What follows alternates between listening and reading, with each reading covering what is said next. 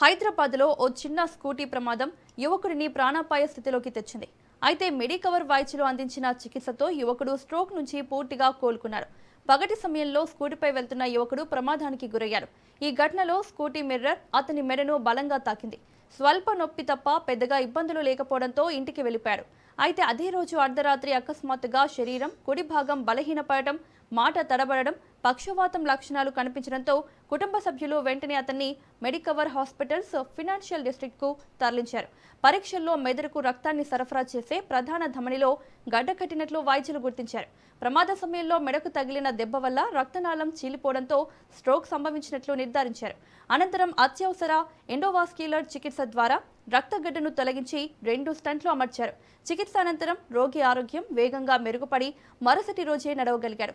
చిన్న మెడ గాయాలను కూడా నిర్లక్ష్యం చేయొద్దని, స్ట్రోక్ లక్షణాలు కనిపిస్తే వెంటనే ఆసుపత్రిని సంప్రదించాలని మెడికవర్ డాక్టర్ అనిరుద్రావు దేశ్ముఖ్ సూచించారు. వెంకటేశ్వర గారితో ఉన్నాం.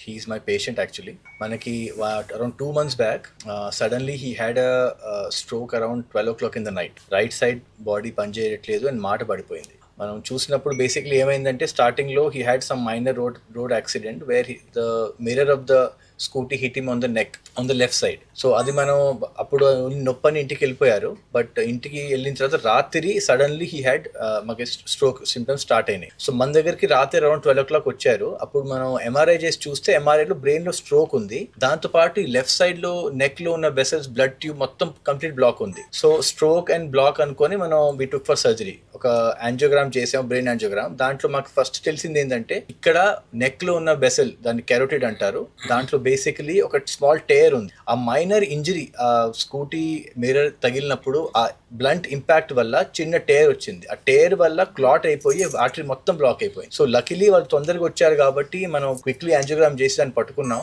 దెన్ ఆ క్లాట్ ని తీసేసి అక్కడ 2 స్టెంట్స్ వేసాం. బేసిక్లీ ఆ స్టెంట్స్ వల్ల ఏంటంటే కంప్లీట్ గా ఫ్లో రికవర్ అయింది అండ్ బ్రెయిన్ స్ట్రోక్ కూడా ఫుల్లీ రికవర్ అయింది. By next day morning he was right side అంతా మూవ్ చేస్తుండే and with in next 2 days patient complete గా స్పీచ్ ఇంప్రూవ్ అయిపోయింది, రైట్ సైడ్ మొత్తం ఇంప్రూవ్ అయిపోయింది. సో బేసికలీ ఏంటంటే ఎనీ స్ట్రోక్, మనకి యూజువలీ స్ట్రోక్ అంటే కొలెస్ట్రాల్ వల్ల, కాల్షియం వల్ల, ఏజ్ వల్ల అనుకుంటాం, కానీ మైనర్ రోడ్ ట్రాఫిక్ యాక్సిడెంట్స్ వల్ల కూడా స్ట్రోక్స్ రావచ్చు. చాలా సార్లు మనం పేషెంట్ పడ్డారు, ట్రామా అయింది, స్కూటీ నుంచి కారు నుంచి పడ్డారు అనుకుని ఆల్వేస్ మనం ట్రామా గురించే అనుకుంటాం, కానీ స్ట్రోక్ వస్తే కూడా ట్రామా కావచ్చు అండ్ ట్రామా వల్ల కూడా స్ట్రోక్ రావచ్చు. సో ఇవన్నీ 2 ఆల్వేస్ కోరిలేటెడ్ ఉంటాయి. సో ఇవన్నీ మనం ఎప్పుడైనా స్ట్రోక్ సిమ్టమ్ ఎప్పుడు వచ్చినా కూడా వెంటనే హాస్పిటల్కి వస్తే క్విక్ యాంజియోగ్రామ్ చేసి క్విక్ యాక్షన్ తీసుకోవచ్చు.